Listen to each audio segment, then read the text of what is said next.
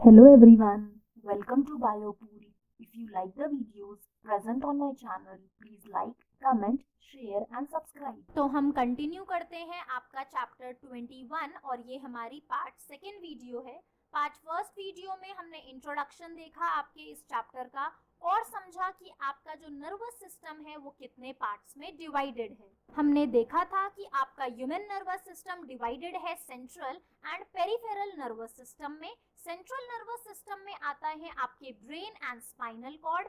Peripheral nervous system में आती हैं आपकी पेरिफेरल नर्व्स जो फर्दर दो पार्ट में डिवाइडेड है, afferent fibres and efferent fibres. Afferent fibres organs या टिश्यू से सिग्नल लेके जाते हैं ब्रेन में, that is CNS, and efferent fibres आपका सिग्नल लेके जाते हैं आपके सीएनएस से पेरिफेरल टिश्यूज या ऑर्गन्स में। तो आज हम डिस्कस करेंगे आपके पेरिफेरल नर्वस सिस्टम को फर्दर कितने पार्ट्स में डिवाइड किया गया है। तो पीएनएस को डिवाइड किया गया है दो मेजर टाइप्स में, somatic neural system and autonomic neural system, means SNS and ANS. तो SNS is somatic nervous system, ANS is autonomic nervous system.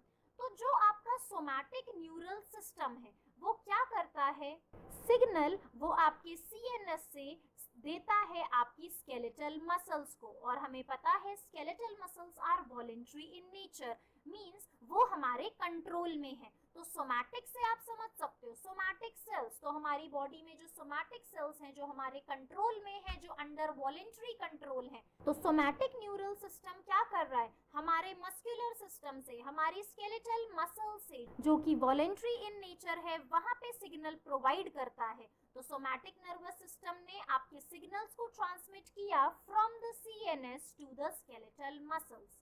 इसके बिल्कुल ऑपोजिट आता है आपका ऑटोनॉमिक न्यूरल सिस्टम। आप देख सकते हो ऑटोनॉमिक कुछ इस तरह से लग रहा होगा ऑटोमेटिक, तो ऑटोनॉमिक और ऑटोमेटिक ऐसे करके आप इसे याद रख सकते हैं।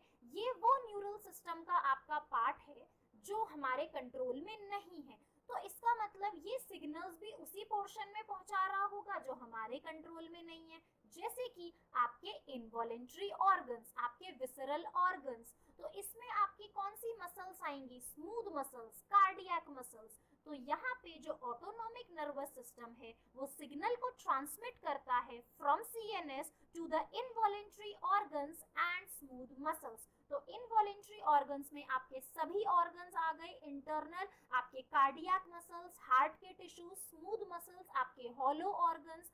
तो ये सभी सिस्टम को जो सिग्नल पहुंचाएंगे उसे हम कहते हैं ऑटोनॉमिक न्यूरल सिस्टम।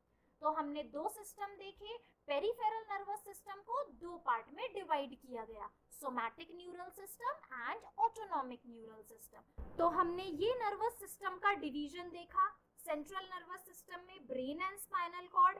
ब्रेन का फर्दर डिवीजन हम आने वाली वीडियोस में पढ़ेंगे। आपका ये चैप्टर काफी बड़ा हो सकता है तो मैं इसे शॉर्ट वीडियोस में आपको करके समझाऊंगी ताकि आप पूरा चैप्टर अच्छे से समझ पाए, क्योंकि हमें इसमें पहले नर्वस सिस्टम के बारे में पढ़ना है, फिर ब्रेन के बारे में पढ़ना है, उसके बाद आपका ईयर एंड आई का स्ट्रक्चर एंड फंक्शन भी हमें इसी चैप्टर में डिस्कस करना है। तो हम शॉर्ट वीडियो से हर एक टॉपिक को एक एक करके समझते जाएंगे। तो आज हम देख रहे हैं पेरिफेरल नर्वस सिस्टम, जिसे हमने ऑटोनॉमिक एंड सोमैटिक में डिवाइड कर दिया।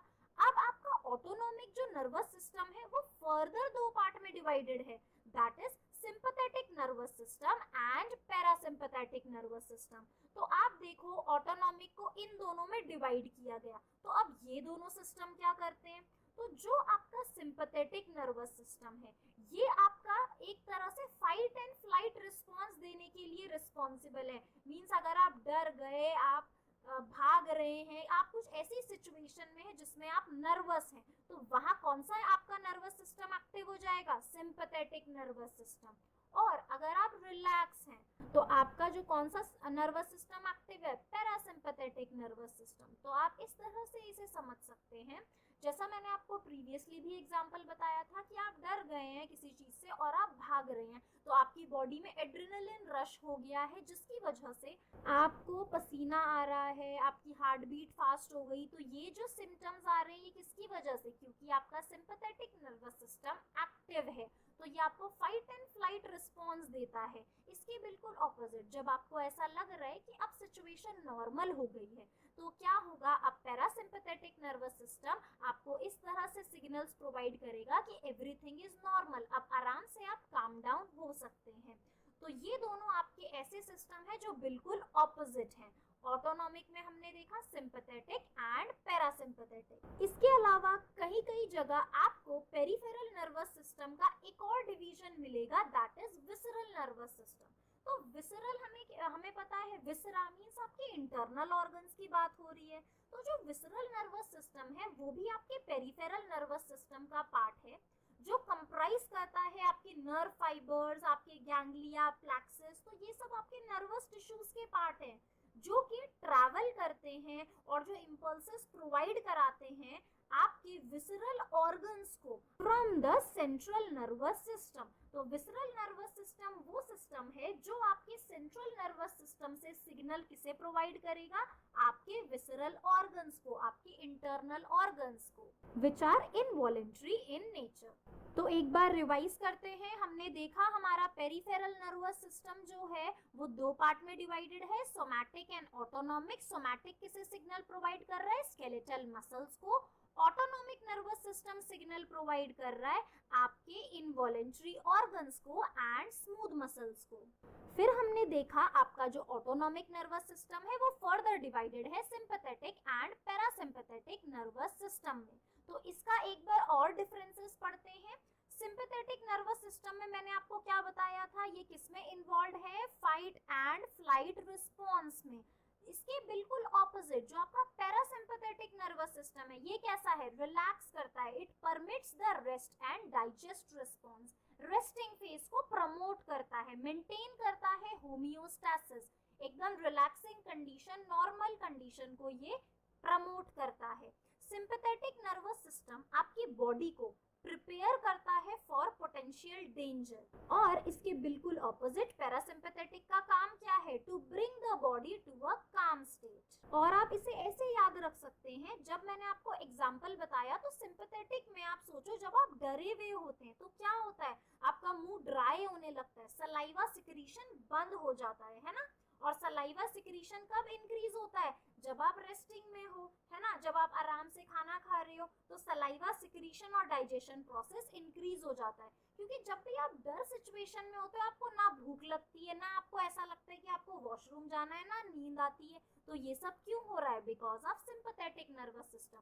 इसके बिल्कुल ऑपोजिट, जब सिचुएशन नॉर्मल हो जाती है तो आपको भूख भी लगेगी, प्यास भी लगेगी, नींद भी आएगी। तो this is all because of parasympathetic nervous system. तो नेक्स्ट टाइम हम डिस्कस करेंगे आपके न्यूरॉन का स्ट्रक्चर। इस वीडियो के नोट्स आपको मिलेंगे बायोपूल के टेलीग्राम चैनल पे और इसका लिंक आपके लिए नीचे डिस्क्रिप्शन बॉक्स में है। If you like the videos, please like, comment, share and subscribe. Thank you for watching the video.